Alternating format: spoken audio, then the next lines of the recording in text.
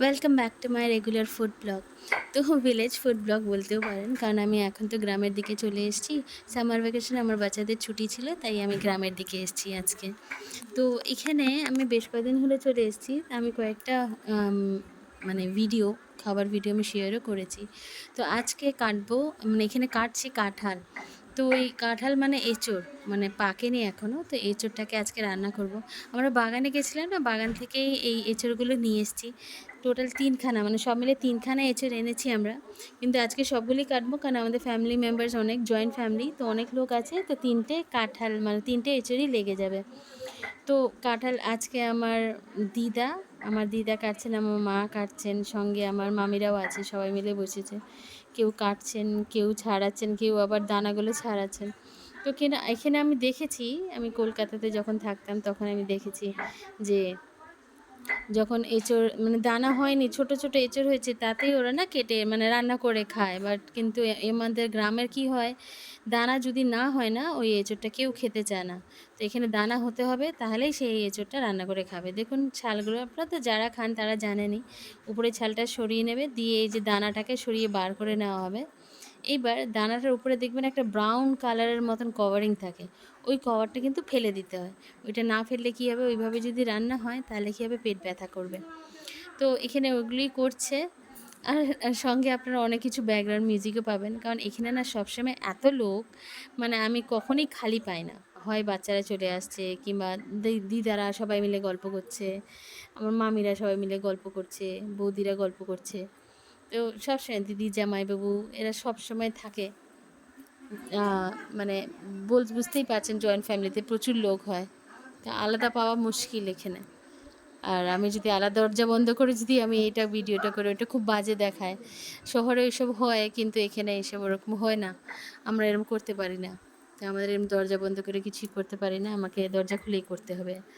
তো আপনারা ব্যাকগ্রাউন্ডে অনেক নয়েজও পাবেন। তো কাঁঠালটা কাটা হয়ে গেছে, তো এখন তেল গরম হচ্ছে। এখানে না চুলায় বেশি রান্না হয়, ওভেন আছে, ওভেনে হালকা কিছু করার মতন, যেমন চা হয়ে গেল, কেউ গেস্ট আসলেও চা বানাতে হবে, দুধ ফোটাতে হবে, এরকম হালকা ধরনের কিছু যদি বানাবার থাকে তাহলে আমরা ওভেনে করি। আর যদি না থাকে, মানে ধরো রান্না হবে, বাড়ির দুপুরের রান্না, রাতের রান্না, রান্না বাড়ি করতে গেলে তখন এই চুলার আগুন ছাড়া হবে না। তো যেরকমটি দেখছেন, এখানে আমি কিছু শুকনো মশলা ভাজে রাখছি, আর এখানে আমি দিয়ে দিচ্ছি তেজপাতা, গোটা গরম মশলা দিয়েছি, সঙ্গে দিয়েছি শুকনো লঙ্কা। একটু ভাজা হয়ে আসলে, ভাজা ভাজা যে হয়ে যাবে, আমি ওর মধ্যে দিয়ে দেবো কাঁঠালটা যেটা বেছে আমি ধুয়ে রাখছি। আর সঙ্গে আমি কিছু মশলা, মানে 5 ফোড়ন, শুকনো লঙ্কা আর তেজপাতা, সঙ্গে কিছু গরম মশলা চাইলে দিতে পারেন। শুকনো ভাজা নিয়ে ওটাকে না গুঁড়া করে নিতে লাগবে। তো গুঁড়া করে ওটাকে আমি রেখে দিছি। এবার এটা একটু ভাজা ভাজা যে একটু হয়ে যাবে, তখন আমি এর মধ্যে দিয়ে দেবো কাঁঠাল। এর মধ্যে কাঁঠাল দেওয়ার আগে না আমি এখানে একটু সামান্য জিরে ফোড়ন দিছি। জিরে ফোড়নটা যখন একটু ফুটে আসবে, জিরেটা যখন ফুটবে, তখন আমি এতে দিয়ে দেবো কাঁঠালগুলো। দেখেন কাঁঠালগুলো আমি আগে থেকে ধুয়ে রাখছি, এই যে একদম অনেক কাঁঠালগুলো আমি চুবড়িতে কাটে রাখছি, জল ঝরায় রাখছি। এবার আস্তে আস্তে সবগুলো দিয়ে দিচ্ছি। তো সব কাঁঠালগুলো আমি এখানে দিয়ে দিলাম একত্রে। তো এখানে চুলার এই এতগুলো যে কাঁঠালের আমি যদি এখন ওভেনে রান্না করি না, এটা করতে করতে অনেক সময় লাগে যাবে, এটা হবে না। অর্থাৎ চুলাতেই করতে লাগবে। আমাদের জয়েন্ট ফ্যামিলিতে এত লোক, মানে 15-20 জন আছেই। তো এতগুলো লোকের রান্না করতে গেলে চুলা ছাড়া হবে না। তাই জন্য চুলা, এই যে দেখছেন চুলা এইভাবে জ্বলতে থাকবে। আর কাঁঠাল হয়ে গেলে তারপরে ভাত বসবে, তারপরে বাকি সব সবজি এই একই চুলাতেই হয়ে যাবে। এতে খুব তাড়াতাড়ি হয়, আর রান্নাটা খুব সুস্বাদু হয়। তো আমি চুলাটার আগুন, এবার আরেকটা সমস্যা কি, যে রান্না করবে তাকে কিন্তু চুলাটাও চালাতে লাগবে, মানে পাশে চুলাটাও জ্বলতে লাগবে, ওটাকে দেখতে লাগবে নিভে যাচ্ছে নাকি, আর সঙ্গে সঙ্গে রান্না করতে হবে, সব ব্যালেন্স করে চলতে হবে। হ্যাঁ, ওরকমই। আর আমাদের শহরে কিরম হয়, আমরা ওভেনটা জ্বালিয়ে নিলাম, জ্বালিয়ে দিয়ে করতে থাকলাম, কিন্তু ওইটা একটু অসুবিধা। কিন্তু করতে করতে যারা করে না, করতে করতে তাদের অভ্যাস হয়ে যায়, ওটা আর আলাদা করে মানে চিন্তা করতে লাগে না।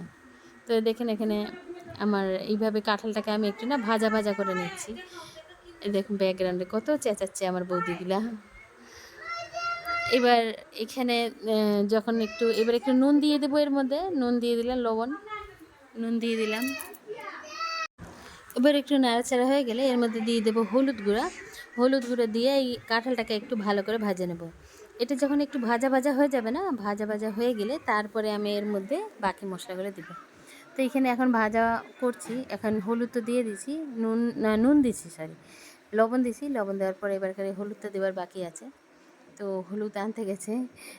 আজকে আবার একটা ব্যাপার হয়েছে, এখানে যে রান্না করছে না সে আমার দিদা। তো আজকে দিদা রান্না করছে, এটা একদম ওল্ড ট্রেডিশনাল রেসিপি।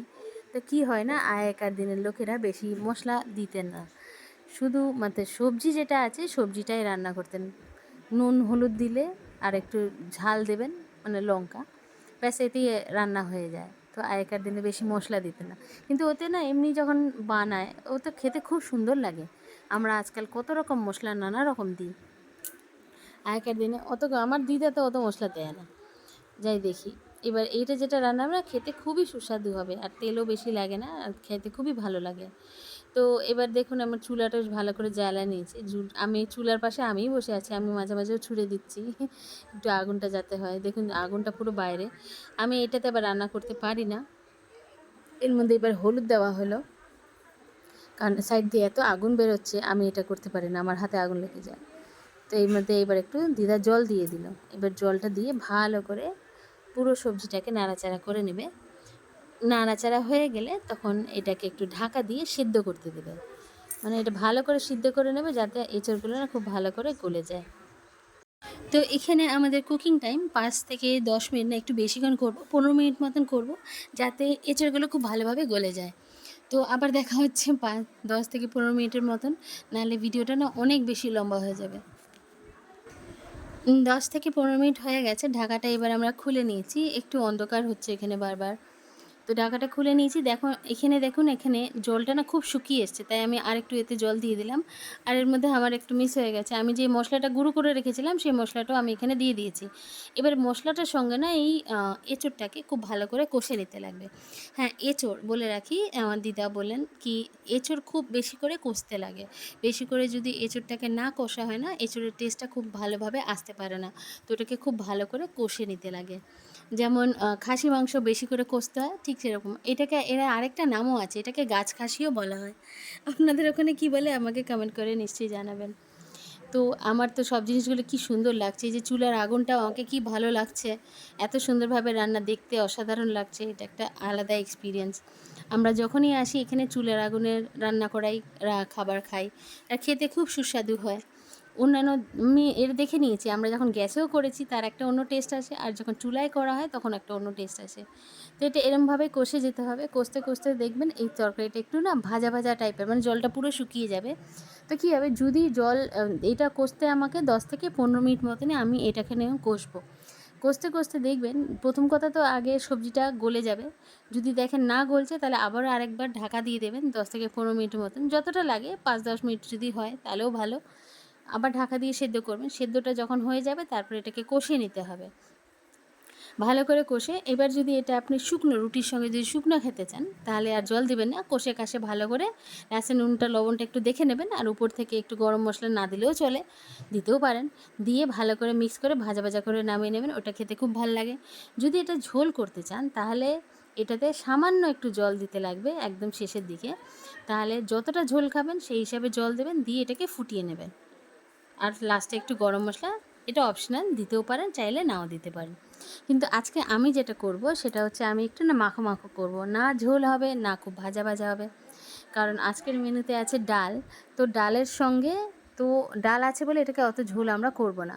তো এখানে দেখুন, এখানে আমার কষতে কষতে একটা সেদ্ধ পুরোপুরি হয়ে গেছে, এঁচড়ের রঙটাও পাল্টে গেছে এখন, আর এখন এঁচড়গুলো বেশ ভালো মতন গলে গেছে। আর হ্যাঁ, এঁচড়ে আমি না আজকে আলু দিইনি, আপনারা যদি চান তাহলে আলু এর মধ্যে দিতে পারেন, আলু ভেজেও এর মধ্যে দিতে পারেন, কিংবা এঁচড়টা যখন রান্না করছেন তখন আলুটা বা আগে আলুটা ভেজে নিয়ে তারপরে এঁচড়টা দিয়ে রান্নাটা শুরু করতে পারেন, এরমভাবেও করতে পারেন, কিংবা আলুটা ভেজে রেখে দিয়েও করতে পারেন, যেটা আপনাদের মনে হবে সুবিধা, সব রকমভাবেই করা যায়। তো আমি আলু দিইনি, আপনারা চাইলে এতে আলু দিতে পারেন। তো দেখুন এবার এঁচোড়ের তরকারিটা কিন্তু হয়ে গেছে, গাটা একদম মাখা মাখা হয়ে গেছে, আমি চাইছি একটু বেশ ভালো করে ফুটে আসুক জিনিসটা, ফুটে আসলে আমাদের এঁচোড়ের তরকারিটা একদম কমপ্লিট। তো সাইডে একটু ধরে যাচ্ছে, আমি এটাকে নাড়িয়েও দিচ্ছি, নাড়াচাড়া করে ভালো করে নিয়ে নিচ্ছি, দেখুন একটু হালকা হালকা জল জল আছে, বেশ ভালো মতন ফুটছে, এরম হবে এঁচোড়ের তরকারিটা আজকের।